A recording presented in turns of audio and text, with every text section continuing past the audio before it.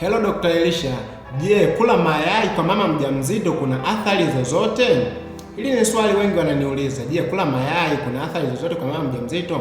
Ukweli ni kwamba hakuna athari zozote, ila zamani walikuwa wanakatazwa kwa sababu zifuatazo.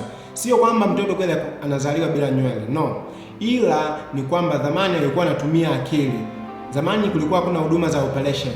Sasa walikuwa wanafikiria kwamba mtu aidha mwanamke akila mayai itapelekea mtoto kuzaliwa kuwa mkubwa. Kumbuka zile ni protini. Kwa hiyo mtoto akizaliwa akiwa mnene sana na hakuna huduma za operation, maana yake huyo mama atapata shida wakati wa kujifungua kawaida, kwa sababu mtoto atakuwa ni mkubwa mno, inakuwa hatari ya kuchanika. Ndio maana walikuwa wanakataza.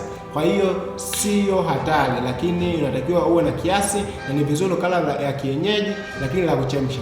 Mila gani nyingine unadhani ilikuwa inawasaidia wajawazito kipindi cha zamani? Niandikie hapa.